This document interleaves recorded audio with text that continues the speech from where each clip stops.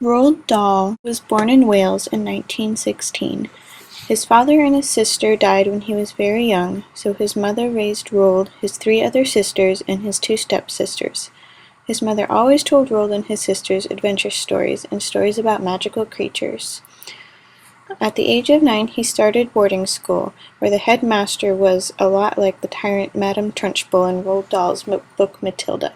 The only good thing about boarding school was that the school was located right next to Cadbury's chocolate factory, which meant that the boys often got to be taste testers for their chocolate bars.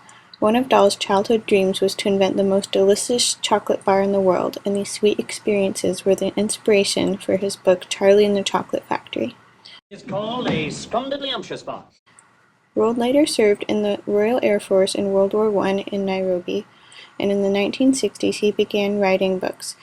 He initially just wrote short stories for adults, but he soon found his passion in writing books for children. Some of his most famous books include James and the Giant Peach, Charlie and the Chocolate Factory, Matilda, The Witches, Fantastic Mr. Fox, and the BFG. Dahl's books are well known for their use of wild imagination and often dark humor. Dahl often used made-up words in his books to add to the humor and creativity. Disgusterous. It's rotsome. Well, it's sickable. Common themes in his books include good versus evil and the power of children to stand up for themselves.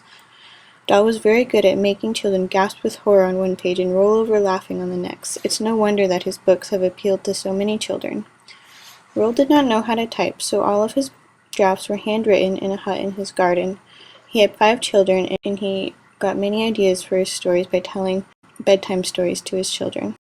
Roald Dahl died of a rare blood disorder in 1990 at the age of 74, after writing nearly 50 books for both children and adults.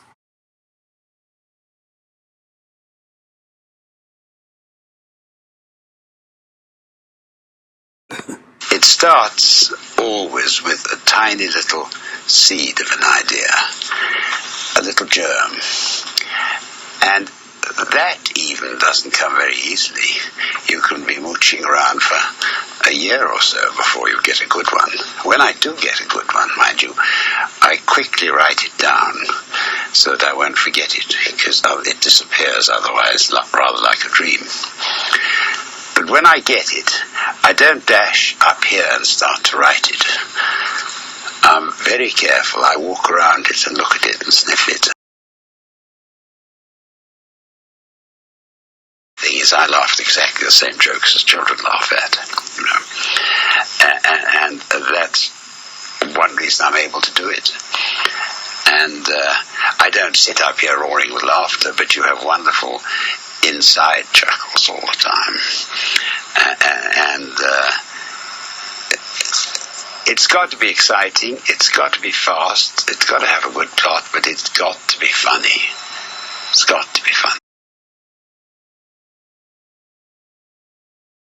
Every writer in the world has to use characters that have something interesting about them.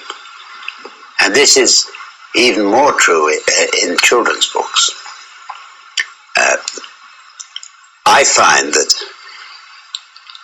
the only way to make my characters really interesting to children is to exaggerate all their good or bad qualities.